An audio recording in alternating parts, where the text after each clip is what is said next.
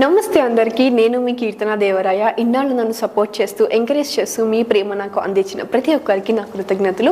అలాగే ఈ వీడియో కూడా మీకు ఖచ్చితంగా ఉపయోగపడుతుంది. మరి లైక్ చేయండి, షేర్ చేయండి, సబ్స్క్రైబ్ చేయండి. ఖచ్చితంగా నన్ను సపోర్ట్ చేయండి. మరి ఇప్పుడు మనం వీడియోలోకి వెళ్తాం. యా దేవీ సర్వభూతేషు ధనధాన్య రూపేణ సంస్థిత నమస్తస్యై నమస్తస్యై నమస్తస్యై నమో నమః. విశ్వావసునామ సంవత్సరంలో చూస్తున్నటువంటి ప్రేక్షకులకు 12 రాశులలో కన్యా రాశికి ఈ సంవత్సరం గురువు యొక్క అనుకూల్యత ఏ విధంగా ఉంది, ఏ పనులు వీళ్ళు చేయాలి, ఏ రంగంలో ఉన్నటువంటి వారు ఎటువంటి నిర్ణయాలు తీసుకోవాలనే విషయాన్ని చూసినప్పుడు కన్యా రాశిలో ఉత్తర 2, 3, 4 పాదాలు, హస్తా నక్షత్రం 1, 2, 3, 4 పాదాలు, చిత్తా నక్షత్రం 1, 2 పాదాలతో కన్యా రాశిని గమనించినప్పుడు ఉగాది నుండి మే 14 దాకా వీరికి గురువు 9వ స్థానంలో చాలా వైభవంగా కనబడుతూ ఉన్నాడు. తదుపరి 15వ తేదీ నుండి అక్టోబర్ 18వ తేదీ వరకు వీరికి 10వ స్థానంలో గురువు మధ్యస్థాయిలో ఉంటూ ఉంటాడు. తర్వాత 19 అక్టోబర్ నుండి వీరికి 11 నవంబర్ దాకా 10వ స్థానంలో ఉంటూ మధ్యస్థంగా ఉంటూ ఉంటాడు. అంటే కన్యా రాశి జాతకులను గమనించినప్పుడు వీరికి 11వ స్థానంలో ఉన్నప్పుడు అన్ని రకాల లాభాలు జరుగుతూ ఉంటాయి. ఎప్పుడైతే 11వ స్థానము 9వ స్థానంలో అంటే సుమారుగా సంవత్సరంలో ఒక 3 మాసాలు తప్ప 9 మాసాలు గురువు యొక్క అనుకూల్యత కనబడుతూ ఉంది.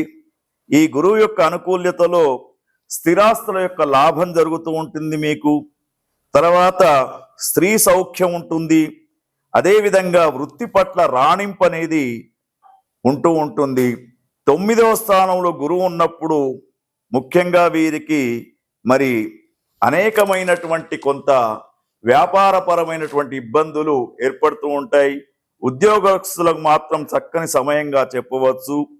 అన్నిటా లాభాలు, కీర్తి, తేజోవృద్ధి, బల సంపన్నత, విజయప్రాప్తి, పదోన్నతి అనేది రావడం ఇక్కడ చెప్పుకోదగ్గటువంటి విషయం. అయితే ఈ యొక్క కన్యా రాశిలో ఉన్నటువంటి కళారంగం, మీడియా రంగంలో ఉన్నటువంటి వారికి ఈ సంవత్సరం గురువు యొక్క అనుగ్రహంతో చక్కని అవార్డ్స్ లభించే అవకాశం ఉంది. సంగీత, సాహిత్య, సారస్వత కళారంగాల్లో ఉన్నటువంటి వారు అద్భుతంగా రాణిస్తూ ఉంటారు. తర్వాత ప్రభుత్వ పురస్కారాలు లభించే అవకాశాలు ఉంటూ ఉంటాయి. కాలానికి అనుగుణంగా నడుచుకోవడం మాత్రం ఈ కళారంగంలో ఉన్నటువంటి వారు, మీడియా రంగంలో ఉన్నటువంటి వారు తెలుసుకోదగ్గ విషయం. తర్వాత వ్యాపార రంగం, వాణిజ్య రంగంలో ఉన్నటువంటి కన్యా రాశి జాతకులకు అనుకూలమైనటువంటి సంవత్సరంగా చెప్పుకోవచ్చు. మంచి వ్యాపార వృద్ధి కలుగుతూ ఉంటుంది. వ్యాపారంలో మీ ఆలోచనలకు అనుకూలమైనటువంటి ఫలితాలు కలుగుతూ ఉంటాయి. తర్వాత నూతన వ్యాపారాలు కలిసి వచ్చే అవకాశం కూడా మీకు కనబడుతూ ఉంది. అదేవిధంగా వ్యవసాయ రంగంలో ఉన్నటువంటి కన్యా రాశి వారికి మధ్యస్థమైనటువంటి ఫలితాలు కనబడుతూ ఉన్నాయి. ఎందుకంటే వీరికి మొదటి 2 పంటలు రైతన్నులకు లాభాలు తెస్తూ ఉంటాయి. కందులు, ఇతర పప్పు దినుసులు, నూనె పంటలు చేసే వారికి కొంత దిగుబడి అధికమైతూ ఉంటుంది. మరి మహిళలకు ముఖ్యంగా ఈ యొక్క కన్యా రాశి జాతకులకు ముఖ్యంగా శారీరక పరమైనటువంటి శ్రమ ఎక్కువగా ఉంటుంది. ఇతరుల నుండి సహాయ సహకారాలు తక్కువగా ఉంటాయి. చక్కటి నిర్ణయాలు తీసుకోవడం, వాటిని ఆచరించడం వల్ల సుఖం పొందే అవకాశం కన్యా రాశి జాతకులకు కలుగుతూ ఉంది.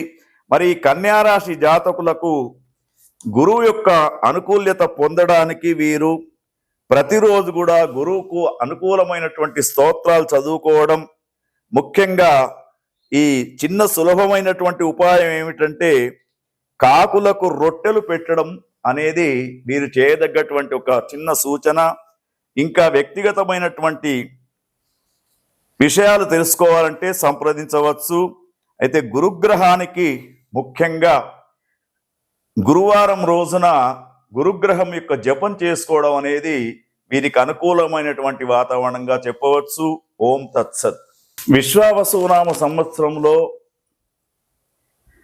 12 రాశుల వారికి గురుగ్రహం ఏ విధంగా ఉంటుంది, అసలు గురువు వలన ఏ ఏ స్థానాలలో లాభాలు ఉన్నాయి, నష్టాలు ఉన్నాయి అనే విషయాలను మనం తెలుసుకుందాం.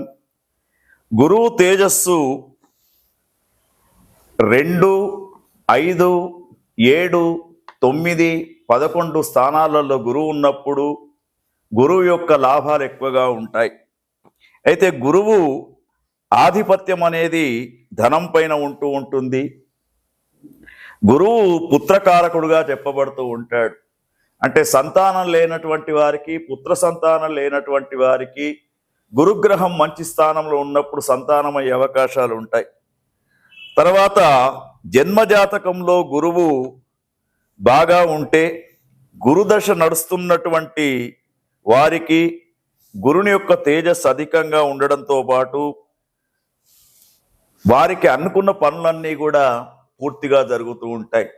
అయితే గురుగ్రహం యొక్క అనుకూల్యత కోసం పుష్యరాగం ధరించడం అనేది ఒక సూచనగా చెప్పవచ్చు.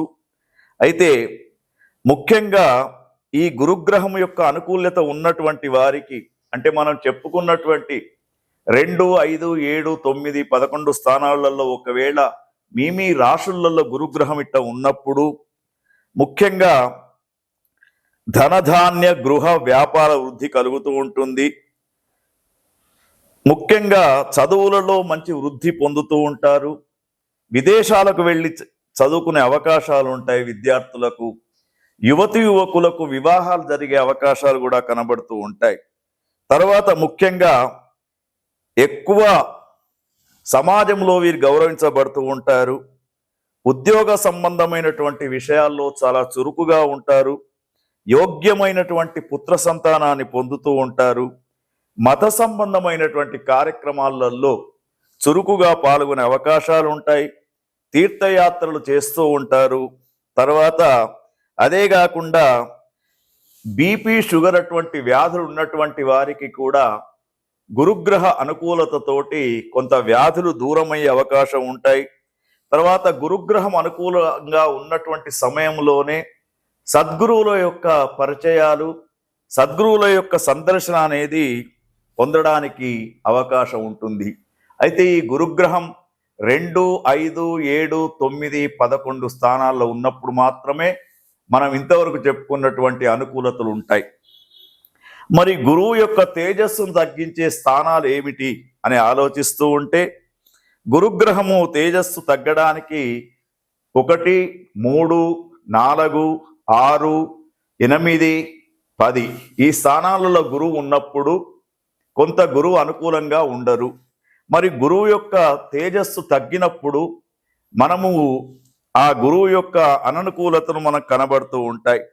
ఏమిటంటే ముఖ్యంగా గురువు బలహీనుడై ఉన్నప్పుడు ఏ పని చేపట్టినా కూడా ముందుకు రాదు. రెండవది, మోసపోయే అవకాశాలు ఎక్కువ ఉన్నాయి. తర్వాత ఎవరైతే మిత్రులు అనుకుంటూ ఉన్నారో వారు మీకు నష్టాలు చేసే అవకాశాలు ఉంటాయి. తర్వాత మీ పైన సమాజంలో అపార్థాలకు చేసుకునే అవకాశాలు ఉంటాయి. గృహాలలో అనుకోనటువంటి సంఘటనలు ఎదురవుతూ ఉంటాయి. బంధువుల వలన ఎక్కువ ఖర్చులు అయ్యే అవకాశాలు ఉంటాయి. అదేవిధంగా సోదరులతో మాట పట్టింపులతో గొడవలవుతూ ఉంటాయి. ముఖ్యంగా కొన్ని వ్యాధులు కూడా గురుగ్రహం బాగాలేనప్పుడు వచ్చే అవకాశం ఉంటుంది. తర్వాత ముఖ్యంగా వీరికి గర్భ సంబంధమైనటువంటి వ్యాధులు స్త్రీలకు ఎక్కువగా వచ్చే అవకాశం ఉంటాయి. పగటిపూట ఎక్కువగా వీరు నిద్రాలోలులై ఉంటూ ఉంటారు. తర్వాత ముఖ్యంగా అనారోగ్య సమస్యలు ఏర్పడుతూ ఉంటాయి. ఎంత ప్రయత్నం చేసినా దైవ అనుగ్రహం లేకపోవడం జరుగుతూ ఉంటుంది. అందుకే వీరికి మరి గృహంలో ఉండే వాస్తు దోషాలు కూడా ఈ యొక్క గురుగ్రహం అనుకూలంగా లేనప్పుడు పీడిస్తూ ఉంటాయి. తర్వాత ముఖ్యంగా వయస్సు మీరినా కూడా వివాహాలు అయ్యే అవకాశం ఉండవు. తర్వాత సంతానం కోసం ఎదురు చూసినా కూడా సంతానం కలిగే అవకాశం కూడా ఉండదు. గురుగ్రహం అనుకూలంగా లేనప్పుడు ఉద్యోగాలు పోవడం, కొత్త ఉద్యోగాల కోసం ప్రయత్నం చేసినా కూడా కాకుండా పోవడం అనేది మరి ఈ విధంగా చెప్పడం జరుగుతూ ఉంటుంది. అయితే ఇది ఈ గురుగ్రహం యొక్క అనుకూల్యత అనేది మీ జాతక చక్రములో గురుగ్రహాన్ని అనుసరించి కూడా ఆ స్థానాన్ని బట్టి కూడా ఉంటూ ఉంటుంది. కాబట్టి గురుగ్రహం గురించి ఇంకా సవివరంగా తెలుసుకోవాలంటే సంప్రదించడానికి అవకాశం ఉంటుంది. ప్రతి వారు కూడా దేవానాంచ ఋషీనాంచ గురుకాంచన సన్నిభం బుద్ధిభూతం త్రిలోకేశం తం నమామి బృహస్పతి అని చెప్పేసి ఆ గురువు యొక్క స్తోత్రాన్ని ప్రతిరోజు చదువుకోండి. వైభవంగా విశ్వావసు నామ సంవత్సరం ఉంటూ ఉంటుంది. ఓం తత్సత్.